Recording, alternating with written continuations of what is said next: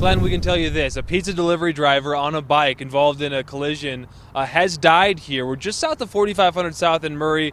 Train tracks are behind me. We're joined by the spokesperson for UTA, Carl Arkey. Carl, what can you tell us about what happened here tonight? Tragedy, Nick. Unfortunately, about 7:30 this evening, a pizza delivery man was coming back from a run. Trains were coming, and he moved around one of the crossing gates, waited for the first train to pass going north, and never saw the front runner train coming south. There was a collision, and unfortunately, he died as the result of his injuries.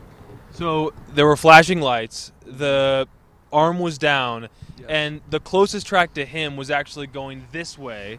So once it had passed this way, he didn't see the train going that way. Right, the Union Pacific train was obscuring his field of vision, so he couldn't see the other train coming southbound in the opposite direction. And this happens quite a bit. That's why we ask people to please wait for the crossing arms to go back up, the lights to go off, the bells to stop sounding before going out into the crossing, because you never know when another train may be coming. He was on an electric bike. I think you think of a pizza delivery guy in a car. What time did this happen? About 7:30 this evening, so there was good visibility, except for the fact that, you know, the first train was blocking his field of vision. There was no way for him to see what was coming from the opposite direction. And trains will often pass each other, and often pass each other at crossings like this. That's why it's so vital for people to please be patient and wait for the intersection to clear, for the crossing to clear. You'll know when it's safe when those arms go back up and the lights go off.